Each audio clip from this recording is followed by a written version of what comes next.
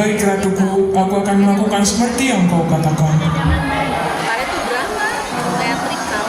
Pemburu itu membawa putri salju ke dalam hutan, tapi dia berada di situ. Oh putri yang cantik, ibu dirimu menyuruhku untuk membunuhmu. Tapi aku tidak bisa membunuh seorang putri yang cantik dengan jiwa yang baik seperti dirimu. Larikan diri sejauh mungkin dan jangan pernah balik ke kastil lagi. Terima kasih pria yang baik. Aku akan selalu bersyukur untuk apa yang telah kau lakukan. Putri salju lari dengan cepat, secepat yang dia bisa. Dan pemburu itu melihat seekor rusa dan memburunya. Pemburu itu menekan dan memberikan hati rusa itu kepada ratunya di tempat pertemuan. Hati rusak. Di sini ratuku, aku memberikan apa yang sudah engkau perintahkan kepadaku. Sekarang aku yang paling cantik di antara mereka semua. Lalu putri salju mulai berlari dan dia menemukan sebuah rumah yang kecil. Wah, rumah ini sangat cantik. Di dalamnya banyak barang-barang yang berukuran kecil. Aku sangat lapar. Aku akan makan sedikit sayuran dan minum sedikit susu. Setelah itu pemilik rumah kembali ke rumah. Mereka adalah 7 kurcaci yang bekerja di penambang emas di gunung. Ketika mereka tiba di rumah, mereka melihat bahwa seseorang telah masuk ke dalam rumahnya. Siapa yang telah duduk di kursi saya dan memakan makanan saya? Siapa yang telah makan roti dan sayuran saya? Siapa yang telah memakan kataku dan minum di cangkirku? Lihat ke sini.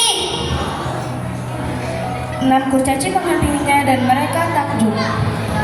Astaga, gadis ini sangat cantik. Mereka tidak membangunkannya dan membiarkan ia tertidur. Keesokan harinya, putri salju terbangun dari tidurnya. Dan ketika dia bangun, dia melihat 7 kurcaci di sampingnya. Hei gadis, kamu siapa? Kamu dari negeri mana? Kami tak pernah melihatmu, menjumpaimu. Kamu siapa? Anak-anak di sini. Namaku Putri Salju. Bagaimana bisa kau menemukan rumah kami? Ibu tiriku mencoba membunuhku, lalu pemburu membiarkan aku pergi dan begitulah aku harus berlari sepanjang hari melalui hutan. Akhirnya, aku sampai di rumahmu. Pintunya tidak terkunci, jadi aku bisa masuk ke dalamnya. Mereka mulai berbicara satu persatu dan dia berkata, Jika kamu ingin tinggal bersama kami, cucilah pakaian kami dan memasak untuk kami, dan menjaga rumah ini tetap bersih. Baiklah, dengan senang hati. sementara itu di istana. My magic mirror, siapa yang paling cantik di dunia ini? Kaulah ratuku, kau yang cantik. Tetapi putri salju yang berada di bukit pegunungan bersama kurcaci masih tetap 1000 kali lebih cantik darimu. Tidak, gadis putih itu masih hidup. Pemburuku telah membodohiku. Aku akan mengajarinya kurang dari sebelumnya. Sekarang aku harus membunuh putri salju. Tapi bagaimana caranya? Beritahu aku. Dia membuat apel beracun. Apel beracun itu dibuat dengan ramuan yang beracun yang dia buat. Dengan ramuan apel ini, kamu akan mati putri salju. Hahaha. Aku harus menyamar, jadi dia tidak mengenaliku. Sekarang aku akan pergi ke rumah kurcaci itu. Dia pergi ke rumah kurcaci itu, lalu dia mengetuk pintunya. Putri salju lalu membuka jendela dan menjulurkan kepalanya dan berkata, Siapa kamu, Nona tua? Apa yang bisa aku lakukan untukmu? Buka pintunya, gadis cantik. Aku sangat miskin.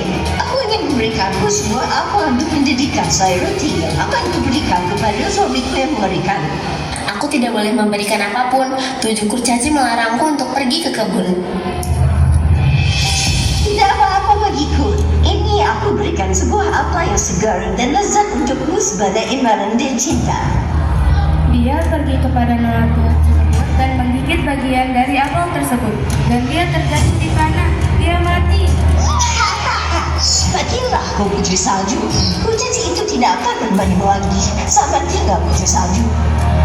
Ketika 7 kurcaci pulang, dia menemukan putri salju tergeletak di tanah. Putri salju, bangun. Apa yang terjadi padamu? Dia sudah tidak bernapas lagi. Dia sudah mati. Putri salju, bangun. Bicara pada kami. Tetapi putri salju tidak menjawabnya. Dia sudah mati. Lalu kurcaci itu membawa ke tempat tidurnya. Kurcaci duduk di sampingnya dan menangis selama 3 hari. Mereka akan menguburkannya, tapi dia terlihat masih segar seperti orang hidup dan masih memiliki pipi kanan yang indah. Kita tidak bisa menguburkannya di tanah yang hitam. Mari kita buat teluk kaca yang transparan, jadi kita bisa melihatnya dari luar. Dan mereka melakukannya dan menaruhnya di ukiran yang mereka buat.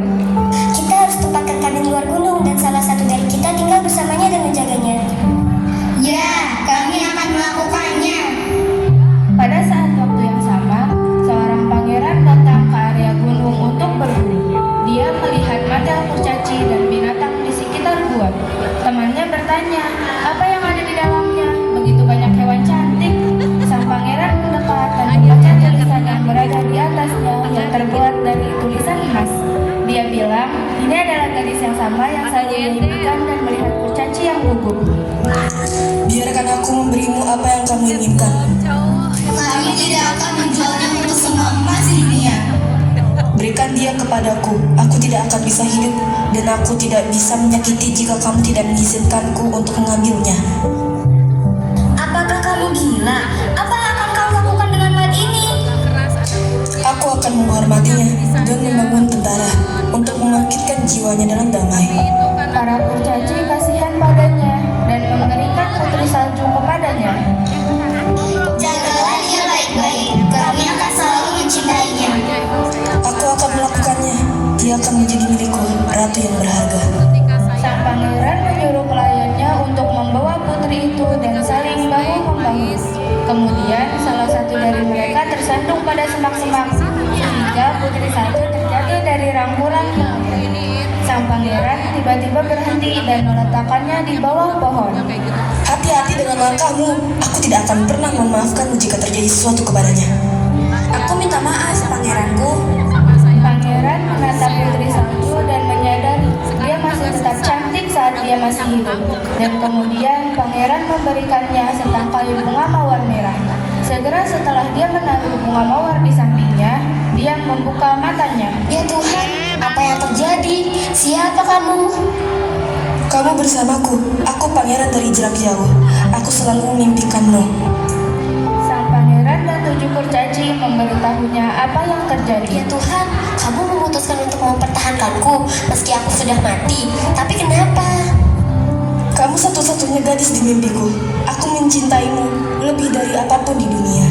Ikut ke istanaku. Maukah kamu menikah denganku dan menjadi ratuku?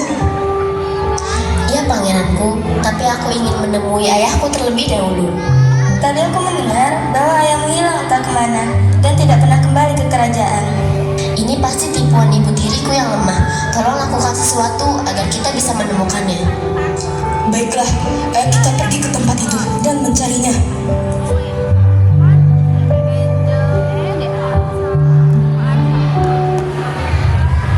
Di kastil, mereka menemukan bahwa raja berada di penjara, di mana hanya ibu tiri yang mengetahuinya. Dan kemudian mereka menyadarinya. Kamu menjebakku, kamu memacaiku dan mengkhianatiku. Beraninya kamu, Tuhan, ambillah dia.